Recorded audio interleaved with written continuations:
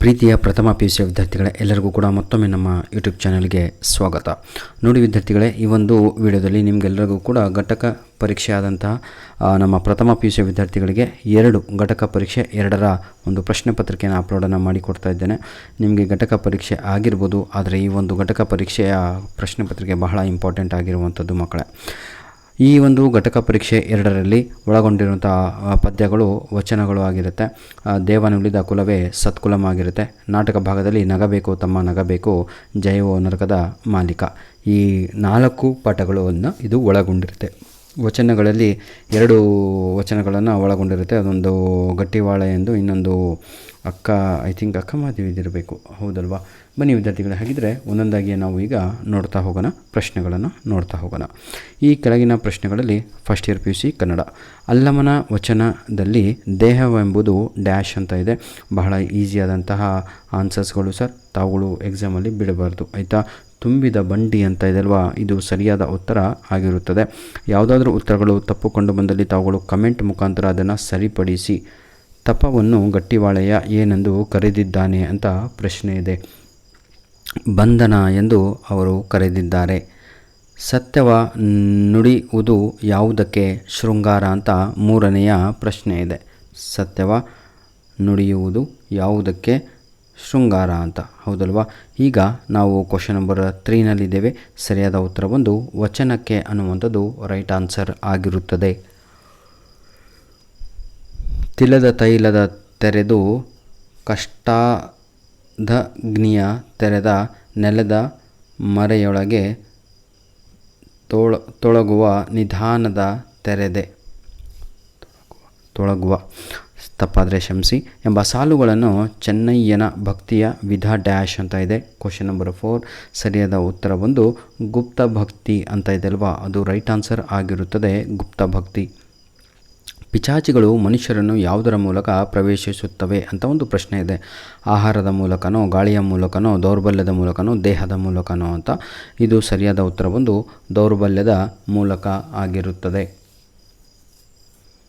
Question number 6 ಬದುಕಿನ ಬಗ್ಗೆ ಅವನಿಗೆ ಒಂದು ತಕರಾರಿಲ್ಲ ಎಂದು ಹೇಳಿದ್ದು ಯಾರು ಅಂತ 6ನೆಯ ಪ್ರಶ್ನೆ ಇದೆ.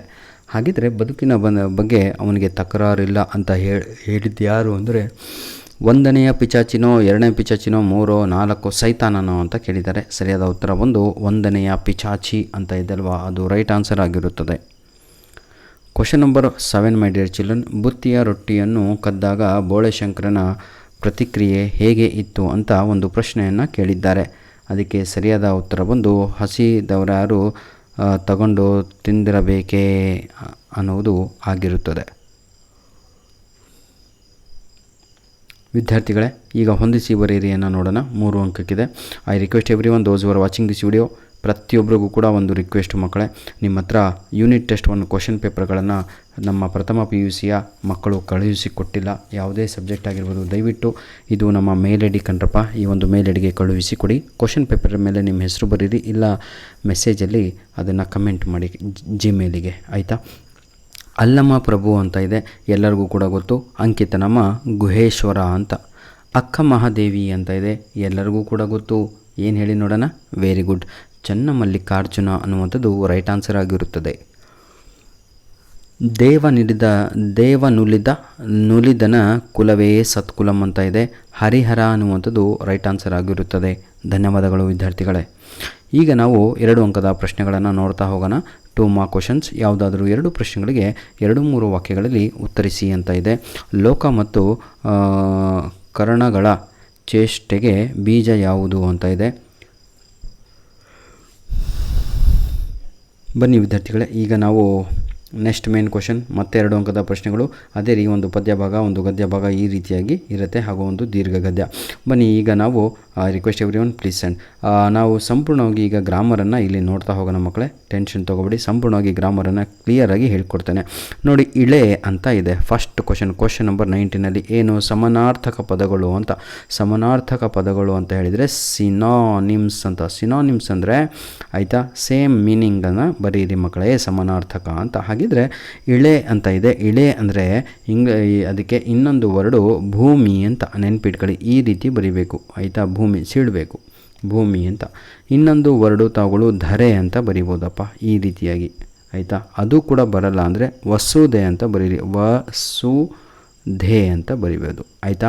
ಈ ಮೂರರಲ್ಲಿ ಯಾವುದಾದ್ರು ಎರಡನ್ನು ಬರೀರಿ. ನೆಕ್ಸ್ಟ್ ಕ್ವಶನ್ ನೀರು ಅಂತ ಇದೆ. ನೀರಿಗೆ ನಾವು ಸಮಾನಾರ್ಥಕ ಪದ ಬರೀರಿ ಅಂತ ಕೇಳಿದ್ದಾರೆ. ಬಹಳ ಈಸಿ ಸರ್, ಜಲ ಅಂತ ಬರಿಬೋದು, ಜಲ ಅಂತ. ಇದು ನೆನಪಿರಲ್ಲ ಅಂದರೆ ಸಲೀಲ ಅಂತ ಬರಿಬೋದು, ಸಲೀಲ ಅಂತ, ಆಯ್ತು ರೀ. ಅದು ನೆನಪಿರಲ್ಲ ಅಂದರೆ ಉದಕ ಅಂತಲೂ ಕೂಡ ಬರಿಬೋದು, ಉದಕ, ಆಯಿತಾ ಮಕ್ಕಳ. ಬನ್ನಿ ಕ್ವಶನ್ ನಂಬರ್ 3, ಕಣ್ಣು ಅಂತ ಇದೆ. ಕಣ್ಣು ಅಂದರೆ ಎಲ್ಲರಿಗೂ ಕೂಡ ಗೊತ್ತು. ಫಸ್ಟು ನೇತ್ರ ಅಂತ ನೆನಪು ಬರುತ್ತೆ ನಮಗೆ, ಹೌದಲ್ವಾ. ನೇತ್ರಾಲಯ ಅಂತ ಇರುತ್ತೆ, ಹೌದಲ್ವಾ. ನೆಕ್ಸ್ಟ್ ಅಕ್ಷಿ ಅನ್ನುವಂಥದ್ದು ಹೌದು, ಆಯಿತಾ. ಅಥವಾ ನಯನ ಅಂತಲೂ ಕೂಡ ನಾವು ಕರಿತೇವೆ, ನಯನ ಅಂತ, ಆಯಿತಾ. ನೆಕ್ಸ್ಟ್ ಕೆಳಗಿನ 2 ಪದಗಳನ್ನು ಬಿಡಿಸಿ ಬರೆಯಿರಿ, 2 ಶಬ್ದಗಳನ್ನು ಬಿಡಿಸಿ ಬರೆಯಿರಿ ಅಂತ ಇದೆ, ಆಯಿತಾ. ನೋಡಿ, ಬಿಡಿಸಿ ಬರೆಯಿರಿ, ಬಿಡಿಸಿ ಬರೀಬೇಕಷ್ಟೆ. ಅದರಿಚ್ಛೆ ಅಂತ ಇದೆ, ಬಹಳ ಈಸಿ ರೀ, ಆಯಿತಾ. ನೋಡಿ, ಅದರ ಅಂತ ಬರೀರಿ, ಅದರ ಅಂತ ಪ್ಲಸ್ ಅಂತ ಹಾಕಿ, ಆಯಿತಾ. ಅದಕ್ಕೆ ಇಚ್ಛೆ ಅಂತ ಬರೀರಿ, ಅದೇ ಕೊಟ್ಟಿರೋದನ್ನೇ ಕಾಪಿ ಮಾಡಿ ಬರೆಯೋದ್ರಿ ಅಷ್ಟೇ, ಆಯಿತಾ. ಇದನ್ನು ನಾವು ಅದರ ಪ್ಲಸ್ ಇಚ್ಛೆಯನ್ನು ಅದರಿಚ್ಛೆ ಅಂತ ಕರಿತೀವಿ. ನೆಕ್ಸ್ಟು ಈಗ ಸೆಕೆಂಡ್ ಕ್ವಶನ್ ಇನ್ನೊಂದು ಇದರಲ್ಲಿ ಗುಪ್ತಾರಾಧನೆ ಅಂತ ಇದೆ. ಬಹಳ ಈಸಿ ಸರ್. ಗುಪ್ತಾರಾಧನೆ ಹೇಗೆ ಬಿಡಿಸ್ತೀರ ಇದನ್ನು? ಗುಪ್ತಾ ಅಂತ ಇದೆ ಇಲ್ಲಿ, ನೀವು ಬಿಡಿಸ್ಬೇಡಿ, ಆಯಿತಾ. ಗುಪ್ತ ಪ್ಲಸ್ ಆ, ದೊಡ್ಡ ಆ ಬರಿಬೇಕು, ಆರಾಧನೆ ಅಂತ ನೆನ್ಪಿಟ್ಕೊಳ್ಳಿ, ಗುಪ್ತ, ಆಯಿತಾ, ಪ್ಲಸ್ ಆರಾಧನೆ ಅಂತ. ನೆಕ್ಸ್ಟು ಉದ್ದಗಲ ಅಂತ ಇದೆ, ಆಯಿತಾ. ಉದ್ದಗಲ ಅಂತ ಇದೆ. ಇದಕ್ಕೆ ಹೇಗೆ ಬರೀತೀರಾ ನೀವು ಎಕ್ಸಾಮಲ್ಲಿ? ಉದ್ದ ಅಂತ ಬರ್ಕೊಂಬಿಡಿ, ಪ್ಲಸ್ ಅಗಲ ಅಂತ ಬರೀಬೇಕು, ನೆನ್ಪಿಟ್ಕೊಳ್ಳಿ ಮಕ್ಕಳ, ಉದ್ದ ಪ್ಲಸ್ ಅಗಲ ಅಂತ, ಆಯಿತಾ. ನೆಕ್ಸ್ಟ್ ಕೆಳಗಿನ 2 ಪದಗಳಿಗೆ ದುರುಕ್ತಿ ಪದಗಳನ್ನು ನಿಮ್ಮ ಸ್ವಂತ ವಾಕ್ಯಗಳಲ್ಲಿ ಬರೆಯಿರಿ ಅಂತ ಇದೆ. ದುರುಕ್ತಿ ಪದಗಳು ಯಾವುದು? ಇಲ್ಲಿ ನಾವು ದುರುಕ್ತಿ ಪದಗಳನ್ನು ಬರಿಬಾರ್ದು, ಅವರೇ ಕೊಟ್ಟಿದ್ದಾರೆ. ಊರೂರು ಅಂತ ಕೊಟ್ಟಿದ್ದಾರೆ, ಅಡಿಗಡಿಗೆ ಅಂತ ಕೊಟ್ಟಿದ್ದಾರೆ, ಒಳಗೆ ಅಂತ ಕೊಟ್ಟಿದ್ದಾರೆ. ಈಗ ನಾನು 2 ನಾನು ಬಿಡಿಸಿ ತೋರಿಸ್ತೀನಿ. ಒಳಗೆ ಅಂತ ಇದೆ. ವಿದ್ಯಾರ್ಥಿಗಳು ತಮ್ಮ ಕಷ್ಟ ಸುಖವನ್ನು ಒಳಗೆ ಏನು ಮಾಡ್ಕೊತಾರೆ? ಅರ್ದು ಕುಡ್ಕೊಂಬಿಡ್ತಾರೆ, ಯಾರ ಹತ್ರನೂ ವ್ಯಕ್ತಪಡಿಸಲಿಕ್ಕೆ ಹೋಗಲ್ಲ. ಭಾಳ ಸಲ ವಿದ್ಯಾರ್ಥಿಗಳು ಒಳಗೆ ತಮ್ಮ ಕಷ್ಟಗಳನ್ನು ಯಾರಿಗೆ ಹೇಳ್ಕೋಬೇಕು ಅಂತ, ಹೆಂಡತಿ ಆದವಳು, ಆಯಿತಾ, ಗಂಡನ ಬಳಿಯಲ್ಲಿ ತನ್ನ ಕಷ್ಟಗಳನ್ನು ಹೇಳಿಕೊಳ್ಳಲಾರದೆ ಒಳಗೆ ನುಂಗಿಕೊಳ್ಳುತ್ತಾಳೆ ಅಂತ. ನೆಕ್ಸ್ಟ್ ಊರೂರು ಅಂತ ಇದೆ.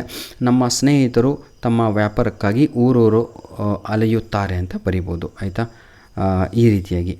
ಧನ್ಯವಾದಗಳು ವಿದ್ಯಾರ್ಥಿಗಳೇ. God bless you all.